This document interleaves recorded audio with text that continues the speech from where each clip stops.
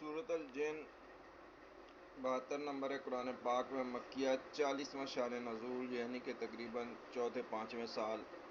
نوبت کے اس کا نزول ہوا مکہ میں۔ 38 آیتیں، 2 رکوع ہیں۔ ان میں جنوں کا واقعہ موجود ہے کہ ایک نفر، ایک گروہ جن، اس نے قرآن کو سنا اور جا کر اپنی قوم کو بتایا۔ سورۃ کہف میں بھی ذکر ہوا ہے اور یہاں پر بھی ذکر ہوا ہے۔ تو انہوں نے توحید کے بارے میں کیا بیان فرمایا، یعنی کہ وہ پہلے بھی اللہ پر ایمان رکھتے تھے مگر ساتھ شرک بھی کرتے تھے۔ تو اللہ رب العزت و جل نے ان کی زبانی قرآن پاک میں یہ سورۃ جن کا نزول فرمایا اور اپنے نبی کو بتایا، حالانکہ اس سے پہلے آپ اس سے واقف نہیں تھے۔ اس سے ثابت ہوتا ہے کہ اللہ تعالیٰ اپنے نبی کو جو علم دیتا ہے، جتنا علم دیتا ہے تبھی انہیں علم ہوتا ہے، اور وہ عالم الغیب ما کان وما یکون نہیں ہوتے۔ اعوذ باللہ من الشیطان الرجیم، بسم اللہ الرحمن الرحیم۔ قل اوحی الی انہ استمع نفر من الجن، آپ فرما دیں، بتا دیں، اوحیا الیہ، میری طرف وحی ہوئی ہے کہ کچھ جنہوں نے میرا پڑھنا کان لگا کر سنا، یعنی کہ آپ کو اس سے پہلے معلوم نہیں تھا، اللہ کی وحی ہوئی، بتایا گیا تو آپ کو پتہ چلا۔ فقالوا، تو وہ بولے، انا سمعنا قرآنا عجبا، یعنی جن جو تھے انہوں نے جب یہ قرآن سنا تو انہوں نے کہا انا سمعنا قرآنا، ہم نے ایک قرآن، عجیب قرآن سنا، عجبا یہدی الی الرشد فآمنا بہ، کہ بھلائی کی راہ بتاتا ہے تو ہم اس پر ایمان لے آئے، یعنی اللہ نے ان کو ایمان کی توفیق دے دی۔ وَلَن نُشْرِكَ بِرَبِّنَا أَحَدًا، اور ہم ہرگز کسی کو اپنے رب کا شریک نہیں کریں گے، یعنی کہ جس طرح مشرکین مکہ عورتوں کو الہ انہوں نے بنایا ہوا تھا، عزا کو پکارتے تھے، ہندو درگا مائی اور شیراں والی اور کیا کیا عجیب و غریب انہوں نے نام بنائے ہوئے ہیں۔ پرانے بتوں میں بھی عورتوں کی شکل و شباہت ہوتی تھی۔ خود مشرکین مکہ جو ملائکہ کو بیٹیاں قرار دیتے تھے، اسی طرح عیسائیوں نے حضرت عیسیٰ علیہ السلام کی والدہ کو بھی اولیاء اور اس کے بعد پھر الہ کا درجہ دے دیا۔ تو یہ تمام مشرکین جو تھے وہ اللہ کو عورت بنانے پر تلے ہوئے تھے، کوئی اس کا بیٹا بھی قرار دے دیتے تھے۔ تو یہ جن جو ہے اب اس چیز کی وضاحت کر رہے ہیں اور اس کا انکار کر رہے ہیں، اور اللہ رب العزت جل نے قرآن میں ان کے قول کو نقل فرما دیا ہے۔ وَأَنَّهُ تَعَالَى جَدُّ رَبَّنَا، بے شک ہمارے رب کی شان اس سے بہت بلند ہے، مَا اتَّخَذَ صَاحِبَةً وَوَلَدًا، کہ وہ عورت اختیار کرے یا اولاد اختیار کرے، جیسے سورۃ اخلاص میں اس کی تفصیل ہے کہ قُلْ هُوَ اللَّهُ احد اللہ الصمد لم یلد ولم یولد ولم یکن لہ کفوا احد، کہ اللہ تعالیٰ جو ہے کہہ دو کہ ایک ہے، واحد ہے، یکتا ہے، صمد ہے، بے نیاز ہے، اسے بیوی بچوں کی، اولاد کی، کھانے پینے وغیرہ تمام حاجات سے وہ پاک ہے، سونے سے، اونگ سے، نہ اس کی بیوی ہے اور نہ ہی اس کی اولاد ہے، نہ وہ کسی کی اولاد ہے۔ تو یہاں بھی بیان کیا جا رہا ہے کہ اس کی صاحبہ نہیں ہے، اس کی عورت نہیں ہے، اس کی بیوی نہیں ہے اور اس کا بچہ نہیں ہے، نہ وہ کسی کا بچہ ہے، اور نہ کان یقول سفیہنا اللہ شطا، یہ بے وقوفوں کی بات تھی جو اللہ پر بڑھ کر کہتے تھے، یعنی کہ تمام جو ابھی قول آ رہے ہیں یہ تمام جن جو ہیں ایک دوسرے کو بتا رہے ہیں۔ وَأَنَّا ظَنَنَّا لَن تَقُولَ الْإِنسُ وَالْجِنُّ عَلَى اللَّهِ كَذَّبًا، اور یہ ہمیں خیال تھا کہ ہرگز آدمی اور جن اللہ پر جھوٹ نہ باندھیں گے، یعنی کہ وہ کہہ رہے تھے کہ ہم تو یہ گمان میں تھے کہ وہ جو بھی جن ہے چاہے ان سے اتنا بڑا جھوٹ اللہ پہ نہیں باندھیں گے کہ اس کی بیٹی، اس کی بیوی ہے اور اس کی اولاد ہے، جیسے کہ عیسائی کہتے ہیں کہ اللہ کا بیٹا، جیسے یہود کہتے ہیں عزیر ابن اللہ، جیسے عیسائی کہتے ہیں عیسیٰ ابن اللہ، اور جیسے کہ جو کہتے تھے مشرکین مکہ وغیرہ کہ ملائکہ اللہ کی بیٹیاں ہیں۔ تو اللہ تعالیٰ نے ارشاد فرمایا کہ وہ جن کہنے لگے وَأَنَّهُ كَانَ رِجَالٌ مِّنَ الْإِنسِ، یہ کہ آدمیوں میں سے کچھ مرد جنوں کی اور کچھ مردوں کے پناہ لیتے ہیں، یعنی کہ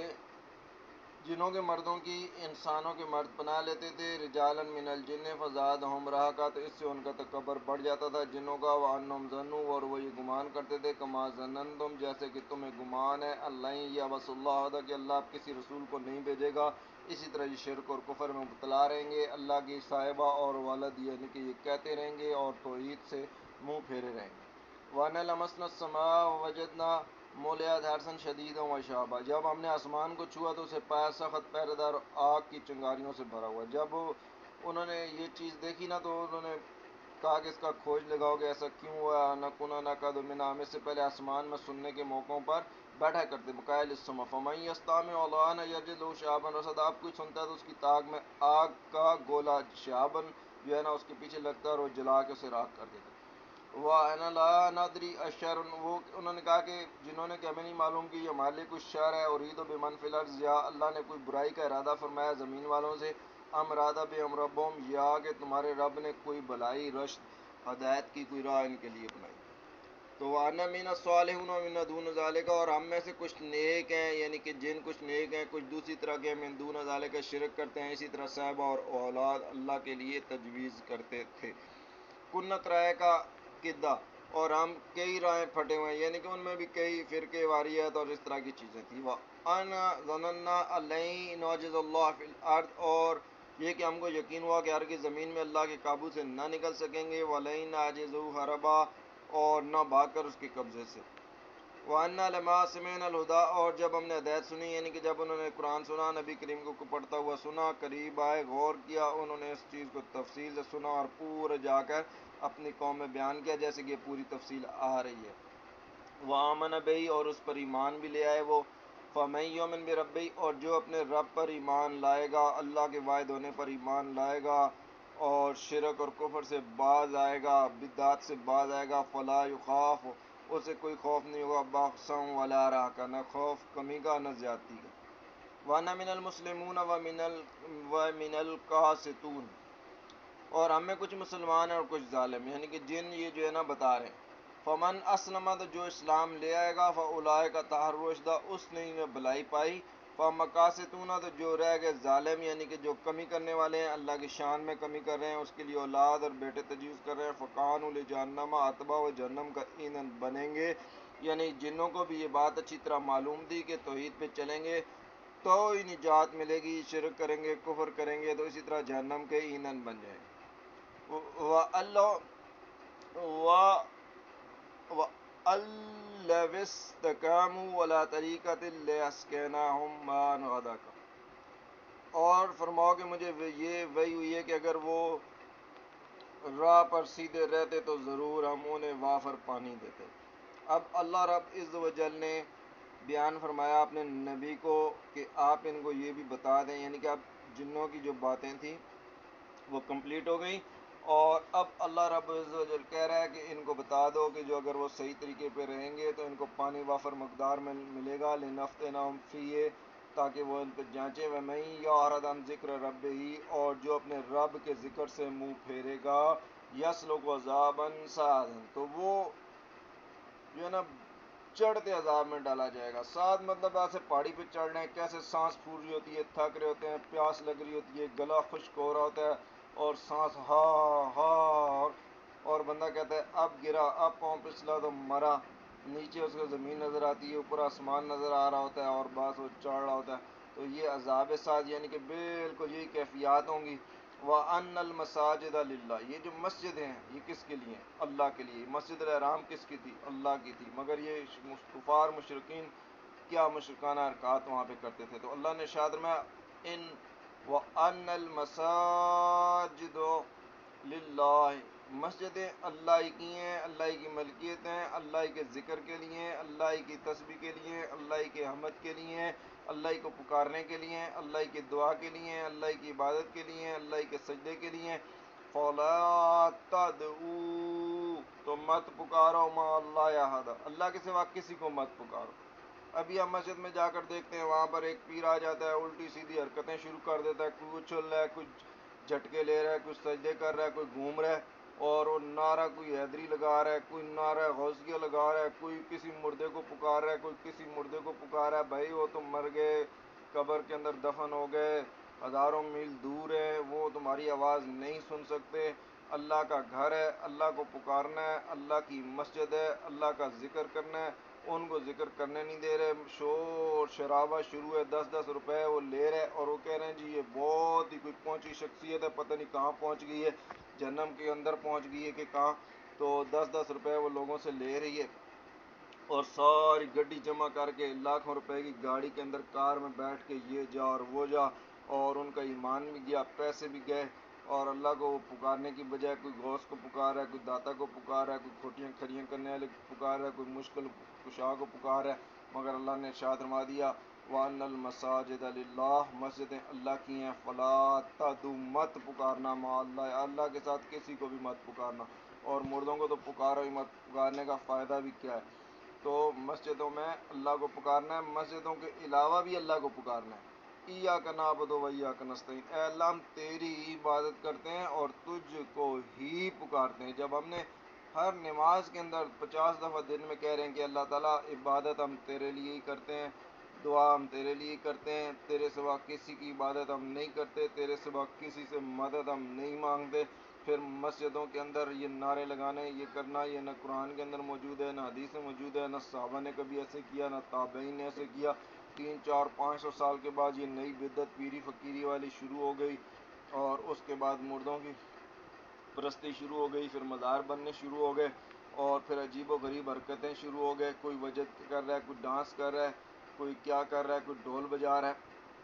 کسی نے نیلے کپڑے پہنے ہوئے ہیں، کسی نے پیلے پہنے ہوئے ہیں، کوئی کپڑوں سے بالکل ماورا ہے، اور کوئی نانگے شاہ سرکار بنی ہوئی ہے، کوئی کیا بنی ہوئی ہے۔ تو یہ تمام چیزیں ایمان کو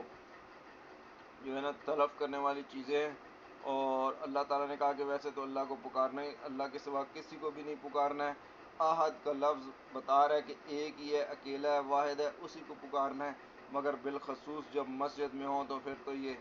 اس کی ایک شان اور ایک وقار اور ایک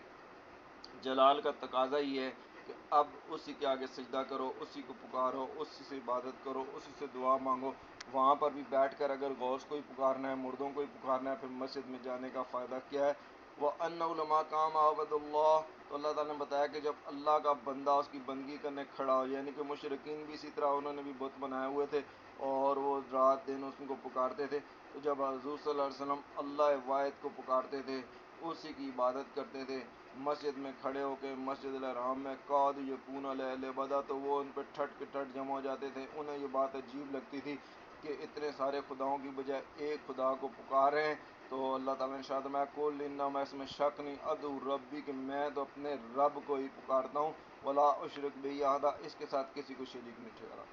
رب یعنی کہ کھلانے پلانے والا، ربابیت یعنی کہ جس طرح بچے کو دودھ پلایا جاتا ہے، تو یہ وہاں سے ربوبیت کا لفظ نکلا کہ اللہ تعالیٰ رب العالمین ہے، تمام کائنات کو کھلانے پلانے والا، رزق کا نظام کرنے والا اللہ ہے، میرا اللہ ہے، رب بھی میرا اللہ ہے، اسی کو میں پکاروں گا، اس کے ساتھ کسی کو شرک نہیں کروں گا، کسی کو غوث نہیں کہوں گا کہ جب میرا غوث وہی ہے، کسی کو داتا نہیں کہوں گا کہ میرا داتا وہی ہے، کسی کو غریب نواز نہیں کہوں گا کہ امیروں اور غریبوں کو نوازنے والا وہی اکیلا ہے، کسی کو کھوٹیاں کھریاں کرنے والا نہیں کہوں گا کہ کھوٹیاں کھریاں اسی نے کرنی ہیں، اور کسی کو مشکل کشا نہیں کہوں گا، کیونکہ مشکل کشائیاں ساری اسی کے ہاتھ میں، وہی اکیلا ہے، وہی یکتا ہے، وہی خالق ہے، وہی مالک ہے، وہی رازق ہے، وہی واحد القہار ہے، وہ جسے چاہے عزت دے، وہ جسے چاہے ذلیل کر دے، وہ جسے چاہے یاد دے دے، جسے چاہے موت دے دے، کائنات کی ہر چیز اس کے قبضہ قدرت میں ہے۔ کل ان کو بتا دو انی لا املک لکم ضرا ولا رشدا، میں تمہارے کسی بھلے کا اختیار نہیں رکھتا، کسی برے کا اختیار نہیں رکھتا، کوئی مشکل کشائی نہیں کر سکتا، کوئی کھوٹیاں کھریاں نہیں کر سکتا۔ یہ کون کہہ رہا ہے؟ اللہ کا نبی کہہ رہا ہے۔ یہ کون کہلوا رہا ہے؟ اللہ رب و عز و جل کہہ رہا ہے۔ یہ کہاں پر لکھا ہوا ہے؟ یہ قرآن پاک میں لکھا ہے، اس میں کسی قسم کا شک۔ اللہ تعالیٰ کہہ رہا ہے کہ ان کو بتا دو لا املکم، میں تمہارے زر کا بھی مالک نہیں اور رشد کا بھی مالک نہیں۔ جب اللہ کا نبی کہہ رہے ہیں کہ میں تمہارے نفع نقصان کا مالک نہیں ہوں، تو پھر کوئی پیر کیسے نفع نقصان کا مالک ہو سکتا ہے؟ کوئی مردہ کیسے نفع نقصان کا مالک ہو سکتا ہے؟ جو اپنی کروٹ نہ بدل سکے، جو مکھی کو نہ ہٹا سکے، جو کسی قطمیر کا مالک نہ ہو، کسی ذرے کا مالک نہ ہو،